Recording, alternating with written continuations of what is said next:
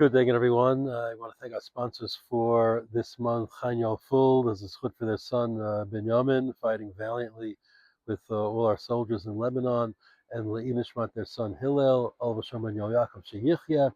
Thank also Linda Mark Grunbaum, sponsoring this month. Le'inishmat Mark's father, Reuven and Chaim, Olav Hashem's 30th yard site is coming up on Chav Vav Nisan and Aliyah. I'm today in the yeshuv of Beit El, unrelated to Beit El, is a very fascinating pedagogical approach by Rav Yisrael Salanter from, again, Tenuat HaMusar. We all know that kiruv is an ongoing process and there are different approaches, but I was struck by one difference in the approach of Rav Yisrael Salanter to kiruv to what we've become accustomed to. Take, for example, Chabad. Just as an example, Chabad emphasizes, like, they'll try to put tefillin on everybody, or the women should light candles Friday night. Meaning the approach of Chabad is try to do one mitzvah, one more mitzvah, do something. And generally you find, I guess, NCSY is really very similar to that. And whoever's involved in the kiruv, that seems to be the basic approach. Not always, but basically, Rabbi Yisrael had a completely different approach. And his approach was, rather than do one mitzvah, which of course he wasn't against, do one less avera. Or, said a different way, try to minimize the avera that you're doing.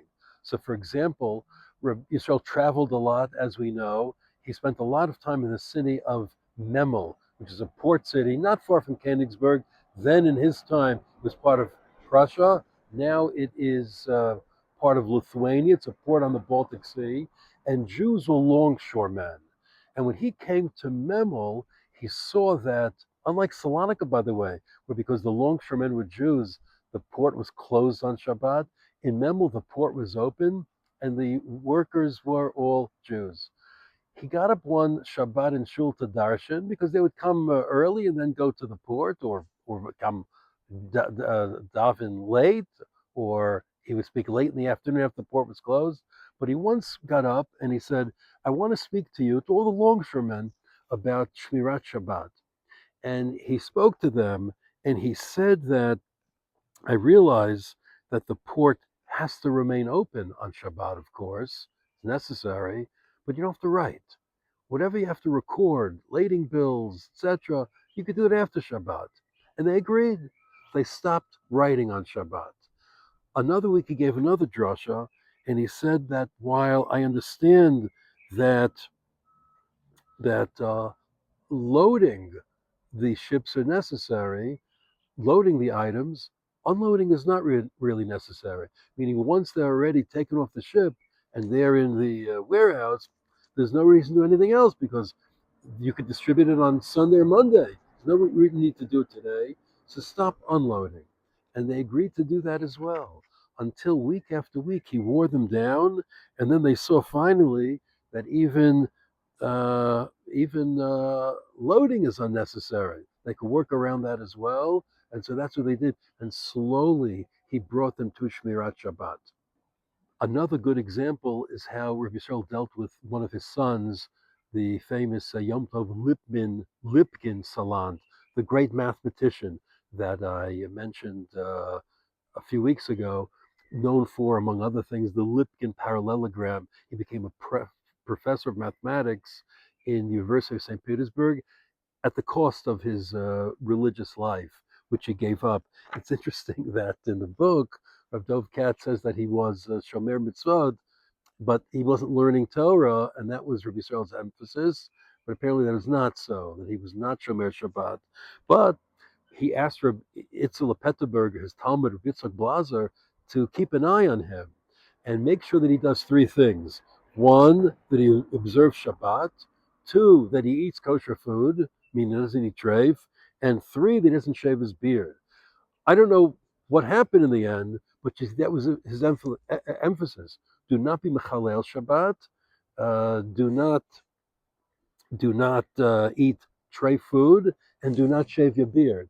Again, a focus on not committing averot. Another grandson named Robert Adler, I guess it was the times that his sons most of them did not have the name Lipkin. Yeah, it was all government related. So he had a son named Adler, a grandson named Robert Adler, and Robert Adler was a genius also. And he went to university in Germany, and then also he went off the derech. And Rav Yisrael Salanter spoke to him and he said, just try not to write on Shabbat, and try not to eat treif. It's a very interesting focus. On what is it based? Why wouldn't we say sins are sins, but focus on mitzvot like many others do?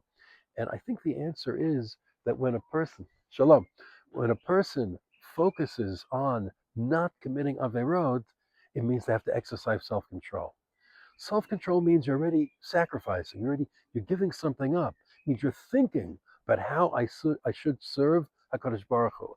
You put on tefillin, so you're doing something. It need not have the same rosham, the same impression, the same impact on you. You like candles, also a wonderful thing, but it doesn't. It needn't have the same rosham because you're not giving up anything. I mean, so many people like Shabbat candles, and then they desecrate the Shabbat. Rabbi Yisrael said no. That if you think about it, when you are not doing an Avera, or you're minimizing the Avera, already you're inconveniencing yourself.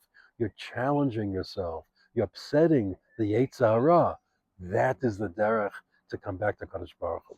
I don't know if it's going to work for everybody. I don't know if it's going to work in these modern times, but nonetheless, his approach, genius.